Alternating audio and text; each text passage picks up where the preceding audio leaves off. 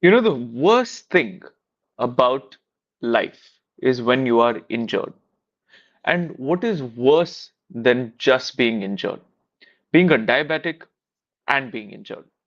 And this is something, unfortunately, that is most common but not spoken about, right? Because when you're a diabetic, already your injury is going slower. Your doctor will tell you to be careful. You will most likely feel more fragile than you did 10 years ago, whether you admit it to yourself or not. And this essentially becomes the bottleneck as to why you can't live life the way you want to. For example, one of my clients, he was recently telling me somewhere around 3 months ago that every time he looked at stairs, he would wonder whether it was really worth climbing those stairs because he had a knee injury and he knew that it would get worse if he climbed. And then on top of that, his doctors had told him that he's a diabetic, so he should be very careful about his knees. Now, somewhere in between the disease, the injury, like all this fear, his body just stopped performing actions that otherwise he would have considered fulfillment of life. For example, lifting his son, or even just being able to walk up the stairs without worrying what the hell was going to happen to his knees. And if you are one of these people, whether you've had a lower back pain, a mid back, or a neck pain, you've had shoulder pain, knee pain, ankle pain, and you're a diabetic, this life is particularly for you. And if you don't know who I am, my name is Samarth. I've coached over 1,300 busy executives and entrepreneurs as of this year. I've been a coach for almost 17 years now. And not only have I helped entrepreneurs and executives get rid of lifestyle diseases like diabetes and fatty liver, but more importantly, help them address root issues that would either stop them from moving freely, recovering quickly, or thinking clearly. And if you've spoken to me before, then you know that this is generally how I define aging, which is the lack of ability to move freely, the loss of ability to think clearly, and the loss of ability to recover quickly. Right? And if you've had diabetes or fatty liver, you would have been told about the loss of ability to recover quickly. And I don't know if you have ever wondered what that means on the grander scheme of things, but somebody who recovers slower is somebody who will move less freely quicker in life, right? Because if your knee injury takes forever to heal, you will always reconsider running or walking fast or jumping. If your back injury takes more time to heal, you will always reconsider either sleeping on one side, sitting in the car for long hours, which means travel is always a question in your head. And of course, if you're not moving freely or recovering quickly, how can you think clearly, especially in your 60s? And that is what today's life is about. As we're going to go through today's life, we're going to cover three major topics. Number one is what actually happens to your body. Where does this fear of pain come from when it comes to injuries? Number two is how to deal with this, especially if you're somebody who has lifestyle diseases like diabetes or fatty liver. And number three, which is the most important, how can you train to move freely despite having these two diseases of fatty liver and diabetes? So that is what we're going to be covering, and I hope that you enjoyed today's episode. Right. So to start off with, if you've ever had an injury, whether you're a diabetic or not, I'm sure you'll be able to relate to this. So let's say you've had the injury. Now what happens is that your body moves into a weird posture to avoid that injury. So let's say that you've injured your left leg, you tend to lean on to your right leg. Let's say you've injured your back, you tend to like scrunch in a certain weird position to sit. Or let's say you've injured your right shoulder, you start using your left arm more often than you used to. Now, this is something that I call pain induced trauma, right? And when I say pain induced trauma, although the name is self explanatory, the thing about this, or if I had to define it quickly, is the trauma that your body goes through while having been injured, which then converts to traumatic experiences or traumatic memories of movement in your day to day life. Now, in simpler terms, if I had to define this, it would be that let's say that your body is in straight posture. Nobody's really is, but let's say it is. Now you hurt some part of your body, say over here. Now your body starts moving like this, just so that it avoids pain over here. Now, when this pain goes away, your body may revert a little bit, but it will never come back to straight on its own. And this is what we call pain induced trauma. This is something that can happen with even the tiniest of injuries, right? And unless it is something that you have consciously fixed, it is not something that really goes away by itself. In fact, I was speaking to an individual just last week, and he was telling me about how he had hurt his tailbone 30 years ago, right? He doesn't really have any issue with his tailbone now. But even if it was 30 years ago, today, he still wonders whether he can lift something off the floor while bending his back. And this is exactly what we're going to speak about initially today, because this is what forms the limitation that first tells your body to not do certain activities. And of course, it is safe to say that this pain induced trauma comes from your fight or flight response or your survival response, which is the reason why we have survived for so long. And which is also why, like your brain doesn't think it's a great idea to jump off a building. Unfortunately, when it comes from one extreme to another, now your body starts questioning day to day movements. Right, and if you're somebody who used to play sports in your younger years and now in your 50s, and you have not really done any kind of intense physical activity, let's say for the last 10 to 15 years of your life, you know what I'm speaking about. Right? You understand that now the body is more fragile than what it used to be. Now you understand that your body is not doing or not even attempting to do certain movements. You may have thought of playing the sport either with your friends or your kid, but would have never gotten around to it because in your head, the risk of the injury is not worth the reward of playing the sport. And this is something that can really hinder life. And the older you grow, the more it begins to hinder. Right? Maybe, for example, if you've had a knee injury, initially it'll just be don't run fast and don't jump. Right? And then if you keep on carrying it on, or let's say, you have a lifestyle disease, for example, like diabetes or fatty liver, anyways, it wouldn't have healed quickly. And multiple doctors and multiple health experts would have told you not to stress it. So then you start questioning day to day movements, for example, like walking fast, or even climbing stairs, or even sitting and standing from a chair. Because now everything that you do reminds you of that injury. And I'm sure most of you would have never gotten to this situation. And some of you who have know the pain that I'm speaking about. Right? And for those of you who haven't, I hope you never reach there. I pray in my deepest, deepest desires that you never reach there because that is really not a life worth living, at least according to me. You can argue otherwise. But if you don't want to reach there, and if you've already been there and you want to get out, that is what we're going to speak about today, right? And when I'm speaking about injuries today, I am particularly referring to injuries that can be treated, let's say, over a span of within a year, right? Let's keep that as a mark. So if you can treat your injury within a year, the first thing that you must do if you have lifestyle diseases and an injury is treat that injury through physiotherapy. Focus everything that you have in healing that injury because when your body begins to move freely and when you are getting rid of your pain induced trauma, automatically you will start to go back into physical activities that you may have otherwise stopped due to this injury.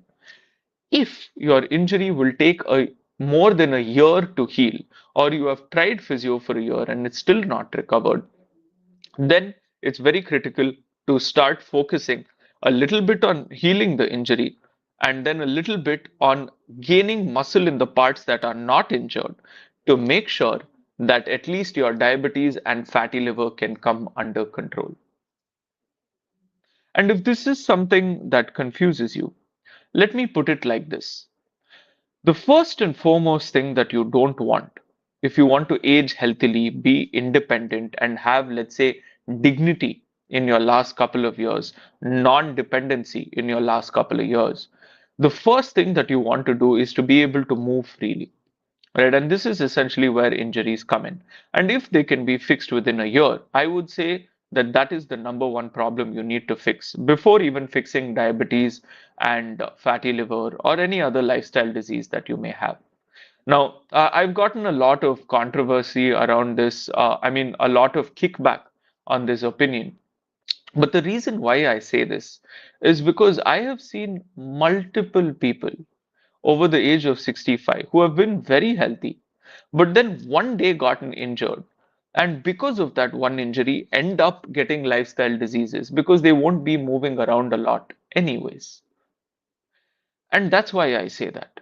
Right? Feel free to disagree because if you do, please drop it in the comments and I'm happy to answer it for your specific situation because what I'm saying is on a generalistic standpoint. And of course, if you're looking for a personalized health consult, you can always just drop the word growth in the comments, and my team will reach out to you to set up a call with me on a time that works. Right. But coming back to what I was saying, if at all the injury takes over a year to heal, this is granted that you are doing the right things in physiotherapy, right? You're actually doing the movements to recover the body, not just sitting there getting a massage. Because man, the number of people who I've seen who just get like red light therapies and massages in the name of physiotherapy is it is almost insulting to the number of people that I have helped get rid of injuries, and even more insulting to the number of people who've actually put in the effort to get rid of their injuries. But anything more than a year, right, or anything that cannot be treated, let's say that you've had a level of tear in your knee that cannot be treated, or let's say that you have a level of disc bulge in your L4, L5 on your spine that cannot be treated, then it becomes integral for you to use the time to, of course, do some level of physiotherapy to keep the pain at bay, and then use the rest of your time to gain muscle mass in places that will not affect the injury. So, for example, if your knee is injured, you can always gain muscle on your shoulder and your arms, and up to some level on your back and your chest, right? Because muscle is the number one youth organ that your body needs to build to, of course, not just get rid of lifestyle diseases like type 2 diabetes and fatty liver, but more importantly, allow you to not be a victim of things like arterial clogging, which many people are afraid of due to their genetic issues. Right. So, what does this mean in practice? Right? How does this work? So, let me give you an example. I had a pretty bad shoulder injury around last year, right? And me being me, of course, I wanted to not just maintain muscle mass, but more importantly, I wanted to make sure that I got stronger even with this shoulder injury. So, what did I do? I first of all learned how to squat better. I learned how to squat differently, right? So I went from normal squatting to wide squatting to narrow squatting to Cossack squatting, which is basically side to side squats. And then I learned how to pistol squat, which is a one-legged squat. And essentially, I kept practicing different variations of squat to strengthen every inch of my leg so that the day my shoulder recovered, I could actually spare the time on my shoulders without having to worry about my legs for a while and just training enough to maintain it. This is an example of how it looks like for training with injury, right? Because regardless of whether you have an injury now or not, if you are someone who practices movement of any form, right, strength training, running, any kind of physical activity like a sport, you will know that life is not going to be void of injuries. You will always get some tiny injury or the other. So if this is the case, then it is safe to say that you need to reverse engineer for how to train on days with injury without affecting your injury. And of course, put in the time to do physiotherapy for the injury separately. This is how it works. And of course, when I say this, it seems very complicated because there are a lot of moving parts, which is why if you're new to this, I always recommend getting help. Right? There is nothing shameful about not being an expert about your own health. Of course, it's beneficial to know about health. But if you're not somebody who has spent time to do it over your 40s, you might as well just get the relevant expertise, fix the problem, move on with your life, right? Because, of course, you want to learn a lesson and learn more about how to not get this injury in the future or how to deal with it, even if it comes. But don't waste time trying to figure everything yourself. And if you really do want to figure everything yourself, get the experts, learn from what they're doing, and then note down, document, process, and execute by yourself until you are comfortable knowing that you can do it within your own skill set the next time it occurs. Right? This is essentially how training is done with injury. Now, needless to say that in both instances, you want to have the right amount of protein intake. Of course, you want to make sure that it's not something that is causing a ridiculous amount of bloating. Some level of bloating is acceptable unless it's something that you know is causing any kind of chest pain or headaches. Unless it is that issue, it is always recommended that you focus on making sure that you get the right amount of protein, make sure that you're not vitamin deficient, like vitamin D deficient or vitamin B12 deficient, especially if you're on different types of medication. Your vitamin B12 may be deficient, so please take a look with your blood reports and see how that looks like. Reverse engineer, don't just blindly take multivitamins because look, if let's say ingredient A, B, and C are famous, instead of selling ingredient A, ingredient B, and ingredient C separately, any manufacturer would put all three of them into a bottle and say, this has all three. And if you don't want to risk it taking just one of them or taking three separate pills, buy this vitamin, which seems logical to the brain, but in practice it is stupidity because your body may be more deficient of vitamin A than vitamin B, right? I'm not saying vitamin A, B like actual vitamins. I'm just giving you examples A and B, right? So if you're more deficient of ingredient A than ingredient B, and both of them are contained in the same amounts in that multivitamin, it will not essentially benefit you the way you want it to benefit. And this is something I always tell people. But remember that when you have an injury, the true lesson that you're going to learn is the ability to tolerate and overcome frustration. Because injuries are more about what you don't do than what you do. Right? Because I see a lot of people who say, Samath, I'm doing physio 5 hours a week, my injury is not recovering, like my back pain is still not proper. And then you see them slouch in front of Netflix like this for hours on the weekend, or you see them slouch like this while taking a phone call. Now, look, I understand there are certain things that you can't control because of your busy life, and we can get into the specifics of that for you, particularly if we're speaking one to one.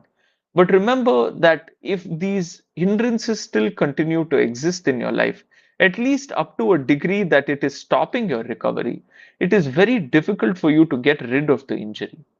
And the longer you keep an injury, unfortunately, the human body tends to normalize the suffering. Right, and I don't know if it was Frank Kafka that said this. Please don't quote me on this. But there was a quote that I read, a philosophical quote, which said that man would give up almost any reward to continue suffering the way he already suffers. And there is some truth to this, right? You see people who've had knee injuries for like 10 years, 15 years, man, unless it is something that is really not recoverable, like it's grade three and beyond, and you've had like some crazy uh, bone fracture and you've tried multiple things and multiple doctors have told you it's not fixable, it most likely is going to be fixable. It is just that when you have tried, you have not removed the factors that continue to move the injury forward, and hence you are dealing with it. It's not because it's not curable or it is not fixable. it is mainly because there are certain things that you're doing that keep aggravating it to stop it from recovering, right? So if there is anything that you want to take away from today's life, it is that if your injury can be healed within a year, heal the injury first. Focus on the lifestyle disease gradually. If the injury takes longer than a year to recover, focus on gaining muscle in areas where you don't have the injury, just to make sure that your body can actually reduce at least the severity of the lifestyle disease to improve recovery to help you get rid of the injury. And that was it for today. I hope you really enjoyed this. If you're somebody who's looking for more specific answers, and I understand, unfortunately, that's not something that I can give on a live where I'm addressing multiple people, please just reach out to me. Just drop in the word growth in the comments or just message me the word growth and my team will set up a call. But otherwise, I really hope that you're enjoying this series of diabetes because for the next live, we're going to be doing something interesting and something very different in terms of topics.